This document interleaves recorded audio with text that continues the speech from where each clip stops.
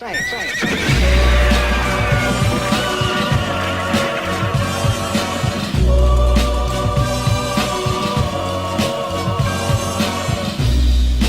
boy needs therapy. Psychosomatic. And that boy needs therapy. Purely psychosomatic. That boy needs therapy. Lying down on the couch? Well, what does that mean? You're a nut. You're crazy in the coconut. No single cause has been found for schizophrenia, although there are three significant factors. First, there are the biological factors including, but not limited to, genetic makeup. Next, there's the personal experiences and upbringing, meaning those with dramatic effects or negative interactions with people are more likely to fall victim to the illness. Finally, there are current social factors that a particular person may be facing, such as drugs and alcohol. Schizophrenia is the mental disorder that makes it difficult to tell the difference between real and unreal experiences. Its main effects are the lack of logical thinking, the inability to have normal emotional responses, and general difficulty in interacting in normal social situations.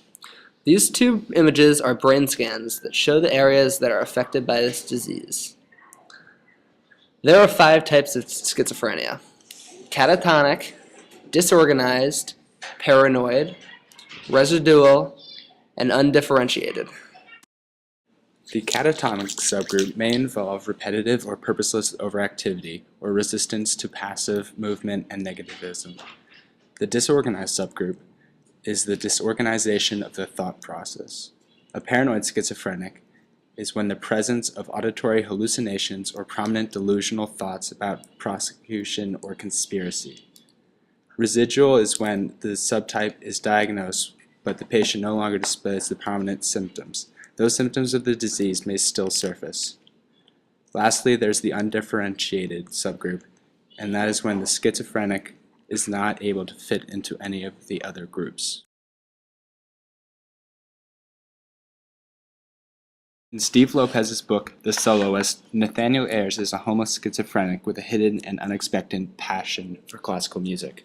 This is a pop culture example of schizophrenia. An interesting piece of information that we found is that the majority of diagnosed cases of schizophrenia occur in third world countries, particularly in Southeast Asia.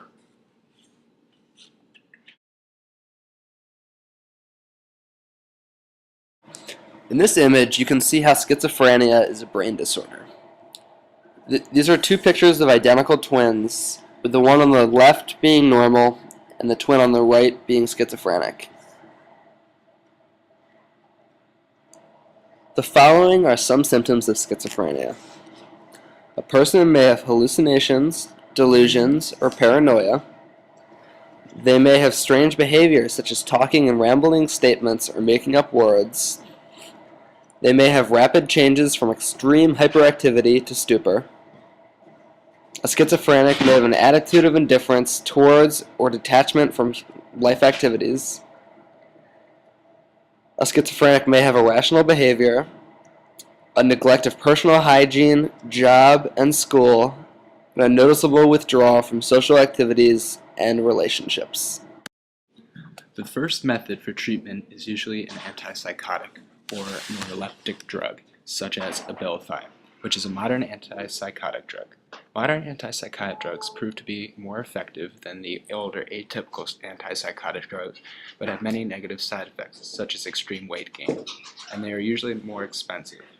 Antipsychotics are tranquilizers and have been used to treat Alzheimer's patients. Schizophrenia normally surfaces around the age of puberty, but has also been found to appear anywhere from childhood to 45 years of age. Older atypical schizophrenic drugs, such as clozapine, which was introduced in 1970 and was later taken off in 1975, have been proven to be less effective in the treatment of schizophrenia. However, it has been used in more severe cases and found more effective than the older drugs. Some of the causes of schizophrenia have been said to be overuse of marijuana. Even though this drug is normally harmless, it has been linked to the cause of schizophrenia.